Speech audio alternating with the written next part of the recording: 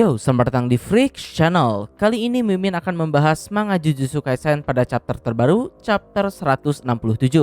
Oke, langsung saja. Pertama, seperti biasa, pada chapter sebelumnya kita disajikan pertarungan klimaks antara Yuji versus Higuruma.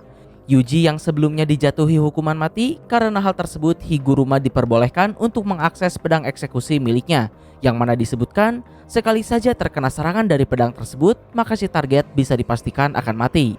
Tapi kemudian karena ketulusan hati Yuji, di saat-saat terakhir Higuruma akan mengeksekusi Yuji, Higuruma pun menahan serangannya dan memutuskan kalau Yuji tidaklah bersalah. Dan tidak hanya itu, Higuruma juga berniat memberikan 100 poin miliknya untuk memenuhi permintaan Yuji. Dan chapter pun berakhir dengan Higuruma mengajak Yuji untuk berbincang.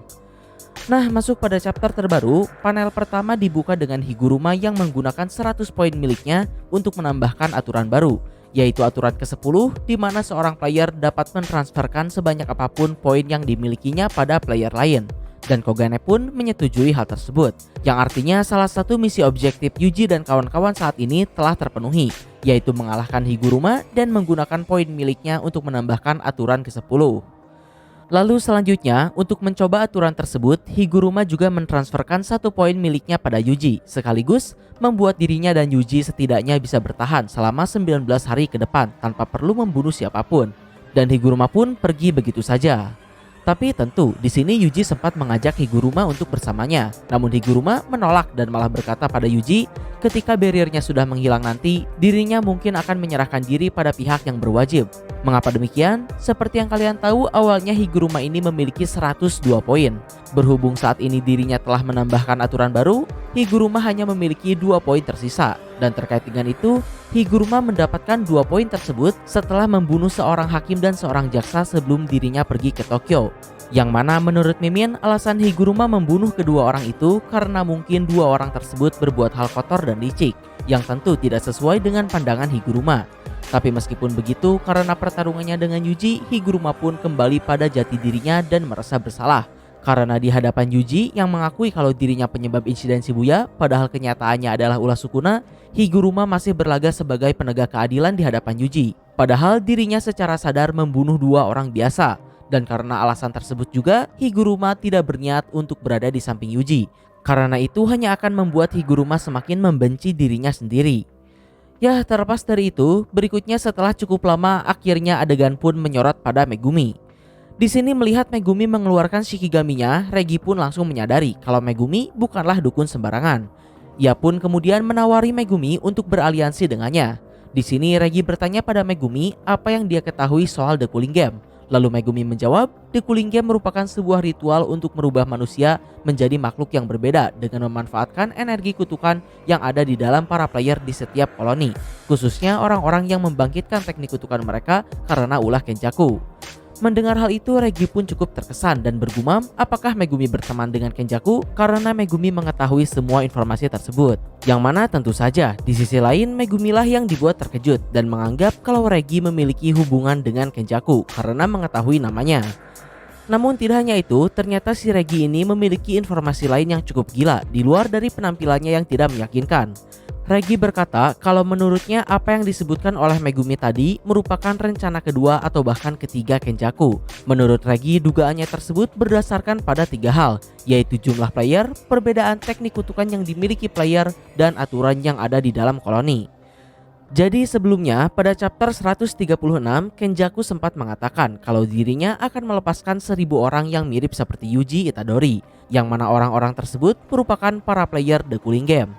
Lalu dalam The Cooling Game ini sendiri terdapat 10 koloni, dan di dalam setiap koloni terdapat 100 player di dalamnya. Menurut Regi, di setiap koloni tersebut pasti akan ada 1 orang yang lebih kuat dan mendominasi dari yang lainnya. Contohnya di koloni Tokyo nomor 1 ada Kashimo Hajime, dan di Tokyo koloni nomor 2 ada Higuruma Hiromi.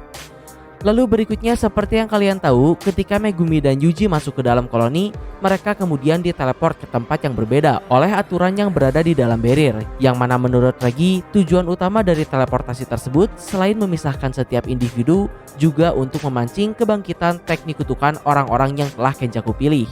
Jadi jika tujuan Kenjaku ini berniat memanfaatkan energi kutukan para player yang ada di dalam setiap koloni, maka seharusnya Kenjaku membiarkan para shaman ini untuk bertarung habis-habisan saja tanpa perlu ada aturan yang aneh-aneh. Karena faktanya, banyak para player yang justru berakhir mati karena sistem teleportasi tersebut. Contohnya saja ketika Yuji pertama kali diteleport, ia tiba-tiba langsung diserang oleh Ganyu. Maka dari itu menurut Regi, aturan yang ada di dalam koloni ini hanyalah kedok saja untuk menutupi tujuan yang sesungguhnya.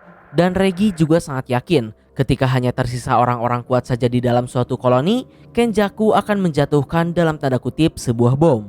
Tapi di sini Regi juga tak mengetahui apa dan seperti apa bentuk bom tersebut. Tapi yang pasti, ketika hanya tersisa orang-orang kuat saja di dalam koloni, Kenjaku akan bertindak. Yang mana saat ini, menurut Regi di dalam koloni Tokyo nomor 2 tempat mereka berada, kondisi di mana hanya orang-orang kuat saja yang tersisa sudah terjadi. Jadi jika berdasarkan perkataan Regi, sepertinya pada beberapa chapter ke depan kita akan melihat apa sebenarnya sesuatu yang disebut sebagai bom di sini.